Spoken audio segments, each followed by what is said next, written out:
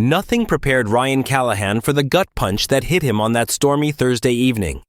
The moment he opened the hidden security feed on his laptop, his world, 21 years of marriage, trust, fatherhood, everything, began unraveling. It started subtly. Celia had texted earlier saying she'd be late coming home from the firm. Meeting ran over. Don't wait up. Love you. With a heart emoji, the same one she'd always used. Ryan, exhausted after spending 10 hours overseeing his logistics business, had already ordered dinner, poured a glass of wine, and settled into the leather couch they'd picked out together last year. The surveillance feed hadn't been his first option. He wasn't paranoid by nature. But over the past several months, something had shifted in Celia. Her touch felt more like habit than affection. She had become more obsessed with her appearance, more secretive with her phone, and colder in bed. She still kissed him.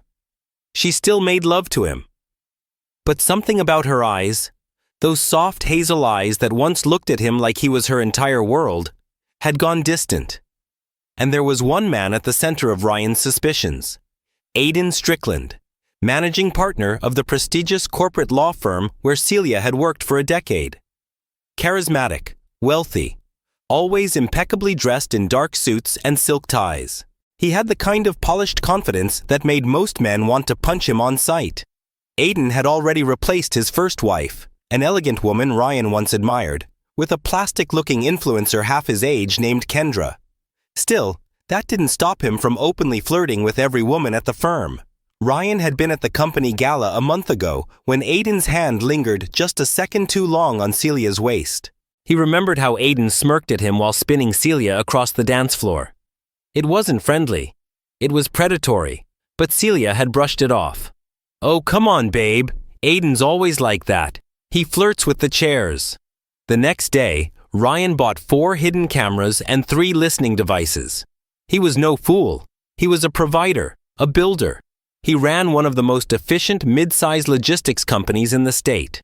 He'd sacrificed everything to give Celia a beautiful life, including paying off their daughter's college tuition without blinking. But no amount of income or stability could prepare a man to watch his wife become someone else in real time. That night, Celia arrived home an hour later than she said she would. Ryan, pretending to be half asleep, kissed her cheek as she climbed into bed beside him.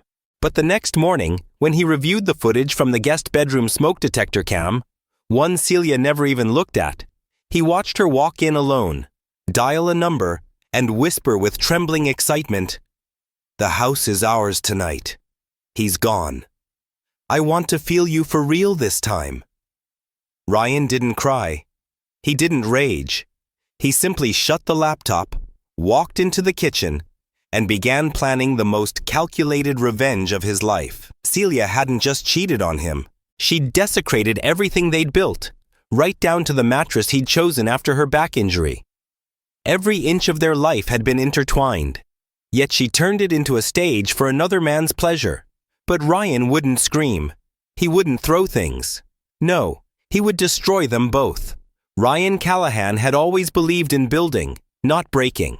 He built his company from a rented garage with 3 delivery trucks. He built his home brick by brick with custom blueprints and his own 2 hands. He built a life with Celia, forged and shared dreams and late-night talks on their backyard swing. But now he was going to build a perfect downfall. And Celia wouldn't see it coming until it was too late. After confirming her betrayal through multiple feeds and calls, Ryan didn't confront her. He studied her for 3 more weeks. He observed everything. When she texted Aidan, when she called him, when she wore lingerie Ryan had never seen before just for him. Their affair wasn't just physical. It was emotional. That was the deepest cut.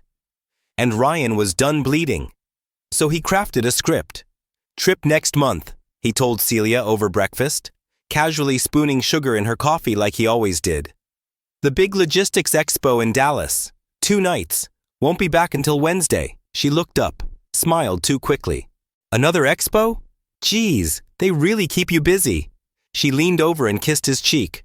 "I'll miss you." Ryan forced a smile. She won't. He waited, watched her prepare.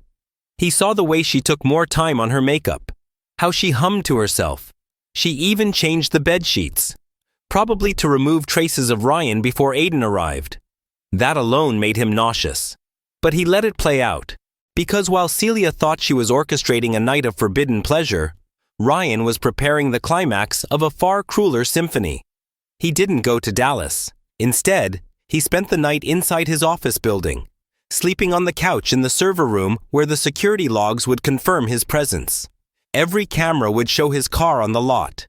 Every motion sensor would record his movements. He even waved at a colleague walking out late that night. His alibi was airtight. Then, as midnight rolled in and the streets grew quiet, Ryan moved. He unlocked the back gate of their home. The same gate Celia never locked because she believed they lived in a safe neighborhood. He wore black gloves. His face was partially obscured. His phone was left behind. And in his hands, he carried two things: a steel crowbar and a GoPro. He crept in the house, hearing soft music upstairs. A familiar song. Their song. Celia must have been trying to make the night feel romantic for a man who wasn't her husband. Ryan reached the master bedroom door and paused. He heard all her breathless laughter. Aiden's deep, commanding voice. The bed creaking with betrayal. Their whispers, moans, promises, and then something else. "I wish he'd just disappear," Celia murmured. "Sometimes I think I'd be happier if he left for good." Aiden's voice responded, smooth and venomous. "Maybe he will, babe. Guys like him fade away once they've outlived their usefulness." That was it. Ryan knocked once, hard. Silence. Then the door opened slightly, and Aiden's face turned pale. Before he could utter a single word, Ryan slammed the door wide and hurled the crowbar across the room, crashing into the wall just inches from where Celia sat naked. Sheets clutched to her chest. She screamed. Aiden froze. Ryan stepped forward, holding up the GoPro. "Smile," he said. "You're already famous." Celia's face collapsed in panic. "Ryan, oh my God, please. You said you loved me," he said softly. "But I guess that was before you started sleeping with men who wear better suits." "You're crazy," Aiden snapped, quickly grabbing his pants from the floor. "This is harassment. You break in here." Ryan pulled a flash drive from his jacket and tossed it on the bed. "Everything you said, every kiss, every thrust, every disgusting little whisper, backed up and triple encrypted, sent to 3 separate cloud servers and timed for release." Celia looked like she couldn't breathe. "You wouldn't," she gasped. "I would," Ryan growled. "And I will, unless you do exactly as I say." He laid it out plainly. Celia would agree to the divorce. No court battle, no alimony demands. She'd walk away from the house, the investments, and the marriage with only her job and whatever dignity she could still scrape together. Aiden, he'd keep paying her salary, and he wouldn't fire her. In fact, he'd promote her on paper so it wouldn't look suspicious. "And if either of you tries anything," Ryan leaned in, voice cold and unshakable, "every partner at your firm, Aiden, every client of your wife, they'll all see what you really are." Celia collapsed into sobs. Aiden remained still, his jaw clenched tight. Ryan took one last look at the room, nodded, and walked out. He didn't slam the door. He didn't say goodbye, because in that moment, he wasn't a husband. He was a ghost, and he had just haunted them both. The divorce papers were delivered 2 days later. Celia didn't contest them. She didn't ask for a single thing. Not the car, not the savings, not even the beach house they dreamed of retiring in. She signed her name with trembling hands and returned them through her lawyer. Ryan didn't attend the hearing. He didn't need to. He already knew the verdict. Celia moved out with only a few boxes and a duffel bag of clothes. Ryan didn't speak to her, didn't ask where she'd go, but through mutual acquaintances, he learned she'd taken up a small rental apartment outside of town. Nothing luxurious, just a quiet, cramped space where she could wallow in the shadow of everything she'd lost. At first, Ryan thought it would be enough, but the anger didn't leave. Not really, because every night when he returned home, empty house, empty bedroom, He still heard her laugh echoing in the corners. He still smelled her perfume on the pillows. Still saw her shadow flicker in the kitchen, pouring wine as she used to. Even worse, he couldn't stop seeing them. Her and Aiden, tangled in sheets, whispering things Ryan was never meant to hear. So he turned that pain into precision. Over the next month, Ryan pieced together a meticulous trail of ruin. One that didn't require confrontation. He gathered data on Aiden's firm, his clients, his habits. He knew Aiden prided himself on discretion. That was his brand. Trusted by high-profile clients who relied on confidentiality. And Ryan, he had videos. Lots of them. He didn't want to go public yet, but he wanted Aiden to know how close he was to losing everything. So he sent an anonymous envelope to Aiden's office. Inside, a USB drive with a 30-second clip. Just enough to show Aiden's face, his voice, and Celia's unmistakable laugh in the background. Alongside it, a note typed in simple black font. There's more, much more, try me. No signature, no demands, just a warning. A week later, Ryan received a call from a blocked number. He didn't answer, but the voicemail was clear. I don't know what you want, but this ends now. Back off, or I swear you'll regret it. Ryan replayed the message 3 times, each time smiling wider.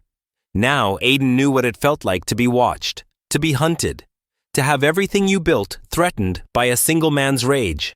But Ryan wasn't finished. One rainy Friday night after work, he received a panicked knock at his door. When he opened it, he found Sarah, their daughter. Her face was pale, eyes swollen with tears. I just came from Mom's, she whispered. She's not okay. Ryan didn't say anything. He stepped aside and let her in. She's not eating. She's not sleeping. Her place is a mess. I think she's drinking too much. She talks about you like you're still together, like maybe if she just wakes up, this will all be over. Ryan sat across from her, his own heart tightening. He hadn't seen Celia since the night he walked out of that bedroom with a GoPro and his jacket, and years of trust shattered beneath his boots. Sarah's voice cracked. She said she was lonely, that Aiden stopped talking to her, that she's just stuck. Ryan looked away. Dad, Sarah whispered. Do you still love her? His answer came after a long, bitter silence. I loved who she used to be. He sent Sarah home with leftovers and a hug. But when she left, he poured himself a drink and sat in that same kitchen where Celia used to hum while making tea. His hands trembled as the ice melted in his glass. Because no matter how furious he'd been, no matter how carefully he'd orchestrated their downfall, he missed her. God, he missed her. But missing someone doesn't erase betrayal. And love doesn't erase what she said when she thought he wasn't listening. He doesn't satisfy me the way you do. That line, that sentence alone, was a death sentence. From that moment on, Ryan stopped drinking, stopped reminiscing. He doubled down on his revenge. And when Aiden retaliated, it all exploded. It happened 6 weeks later in a dark alley outside a downtown bar. Ryan was walking to his car after drinks with his warehouse crew.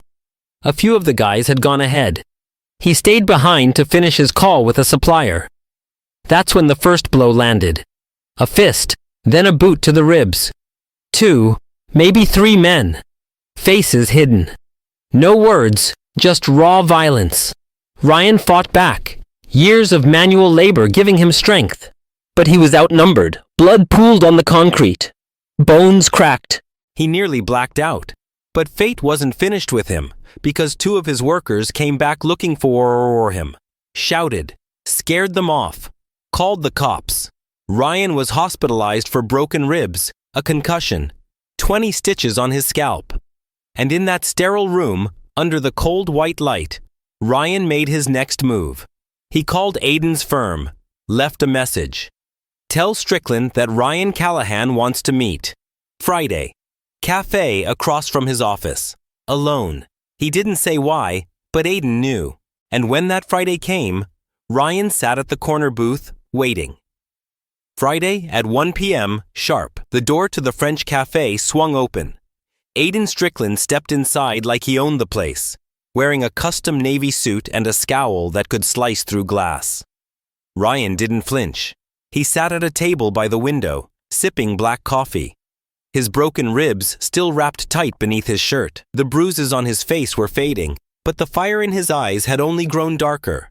Aiden spotted him, hesitated, and slowly made his way over. "Sit," Ryan said coolly, not even looking up. Aiden dropped into the seat across from him, eyes scanning the cafe. "You alone?" he asked. Ryan smirked. "You worried I brought backup after the little stunt you pulled in that alley?" Aiden didn't respond. He straightened his tie instead, visibly agitated. "You're lucky your guys were amateurs," Ryan continued. "If they'd done a cleaner job, you'd be facing manslaughter charges right now." "I don't know what you're talking about," Aiden snapped. Ryan leaned forward, placing a small folded piece of paper on the table. Aiden glanced at it, then up at Ryan. "What is this?" "Insurance," Ryan said. "A link to a private offshore server. 3 backup mirrors. You want to check it when you're alone. Contains about 2 hours of footage. High definition, close-ups, audio." Aiden's jaw tensed. "You son of a—" "Relax," Ryan interrupted. "Your face is visible. Hers isn't. I made sure of that. Celia is lost enough because of you." Aiden's eyes narrowed. "So what do you want?" Ryan tilted his head. "Funny. I thought someone like you would already know the answer." Aiden remained silent. "I want everything you've taken from me," Ryan said, voice low but steady. "And I want you to feel the weight of it. Every damn day." "You already ruined me," Aiden spat. "My wife's left me. My partners don't trust me. I'm hanging on by a thread," Ryan cut in, voice sharp. "Then let go." Aiden looked like he wanted to leap across the table and strangle him, but Ryan was unmoved. "I'm giving you 2 options," Ryan continued. 1, you wire $1 million into the account listed on the back of that paper. Call it compensation for pain, suffering, and attempted murder. Or 2, I push a button and your entire world burns. "You're bluffing." Ryan pulled out his phone, unlocked the screen, and slid it across. There, paused mid-frame, was Aiden's face. Sweaty, shirtless, grinning like a madman above Celia's trembling figure. The timestamp matched the date of Ryan's supposed business trip. The color drained from Aiden's face. "You got 72 hours, Ryan said, taking his phone back. "You pay, you vanish, and you never come near me or Celia again." Aiden swallowed hard. "And if I do?" Ryan leaned forward until their faces were inches apart. "Then I destroy you. Slowly, publicly, permanently." He stood, buttoned his jacket, and walked out, leaving Aiden behind, clutching that tiny piece of paper like it held his soul. 3 days later, the money was wired. Ryan didn't spend it. He donated half to a women's shelter in Celia's name. The other half went into a trust for Sarah's future children. His way of ensuring something good came from the ashes. And as promised, he never leaked the footage. But Aiden didn't know that. He lived in constant fear, watching every email, checking every media outlet, waiting for the moment his world would collapse. His paranoia became so overwhelming that he took an extended leave from the firm and moved to a remote estate in Vermont, far from anyone who knew his name. Celia never heard from him again. And Ryan? Ryan finally breathed. Not relief, not joy, just silence. The house was sold, the furniture replaced, the memories purged. Celia called once, then twice, left voicemails. "Apologies. Please, I'm not asking for us to get back together," she said in one message. "I just want you to know I never stopped loving you. Not really. I just got lost." Ryan deleted the message. Some betrayals can't be walked back from. But what haunted him most wasn't the infidelity. It wasn't even the image of Celia with another man. It was the lie she told herself. That love and betrayal could coexist. That a broken promise could still be salvaged. Ryan knew better. He knew love wasn't measured by words. It was measured by loyalty, by who you chose in moments of weakness.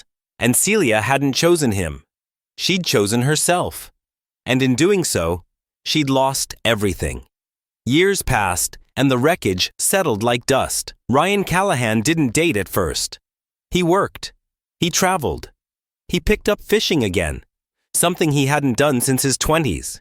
He poured his energy into rebuilding a quiet, stable life in a coastal town far from the city that held too many ghosts. He never told anyone the full story. His colleagues only knew he'd gotten divorced. His neighbors assumed he was a widower, and Ryan let them believe what they wanted. He didn't owe the world explanations for scars it hadn't seen. Celia, meanwhile, withered under the weight of her decisions. The woman who once lit up every room she entered now walked like her body carried 1,000 invisible pounds. She kept her job at the firm thanks to Ryan's conditions, but it came with consequences. Aiden's name was never spoken again, but the whispers never stopped.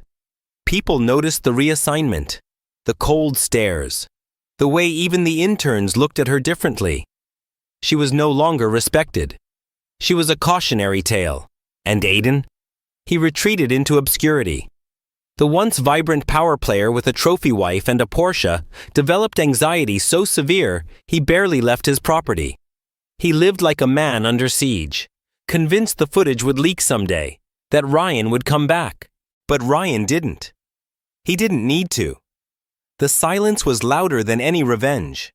Still, the emotional echoes lingered.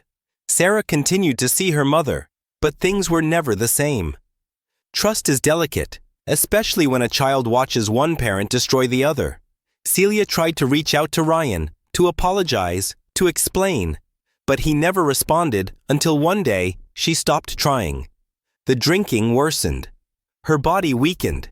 By the time she was 50, she looked 65. Her eyes were hollow. Her once smooth hands trembled constantly. She rarely left the house except for work and the grocery store. She'd become a shell of the woman Ryan once loved, a haunting reminder of what betrayal does to the soul. Then, one summer morning, Ryan received a call from Sarah. He hadn't heard her cry like that since she was a child. "It's Mom," she said between sobs. "She's gone. Heart attack in her sleep, alone in her apartment." The landlord found her after neighbors complained about the smell of burnt food left on the stove. Ryan didn't attend the funeral. He sent flowers, paid for the cremation, and asked Sarah to scatter the ashes somewhere quiet, somewhere her mother used to smile. He didn't need to see the coffin. He had already buried her years ago, but that night, he poured a glass of whiskey, sat on the porch, and wept. Not for the woman who betrayed him, but for the one she used to be. The girl who danced barefoot in their living room, laughed in the rain, and once kissed his knuckles as he drove them home from the hospital with baby Sarah in the back seat. That woman, he had loved her beyond measure, and she had shattered him in return. Eventually, the pain faded into something else. Not peace, not forgiveness, but acceptance. Ryan remarried 3 years later. A quiet, intelligent woman named Elise who ran the town's bookstore. She had a gentle voice, a kind heart, and the patience of someone who had known loss. She never pried, never tried to fix what couldn't be fixed. She simply stood beside him, offering companionship instead of rescue. They lived modestly, cooked dinner together, took long walks by the water. She made him laugh again, made him feel less alone. But Ryan never used the word forever again. Not after Celia. She had taught him that forever was fragile, conditional, breakable, and yet he found contentment. A life rebuilt not from vengeance, but from resolve. Sarah visited often, bringing her husband and later their 2 children. She never spoke of the past, never asked her father to revisit the ashes he'd buried. But on rare nights when the wind blew a certain way, she'd catch a glimmer in his eyes. Something soft, wounded, but still proud. Because despite everything, Ryan had survived. He had been torn apart, broken open, humiliated, and betrayed. But he never became cruel. He never stooped to their level. He delivered his revenge not through violence but precision, not with blood but with consequence. And when it was done, he walked away, not triumphant, but whole. The kind of man who doesn't need the world to know what he endured. Because the silence, that was his victory. And the scars, those were his proof that he'd once loved so fiercely, it nearly destroyed him. But he never let it. He rebuilt, he endured, he won.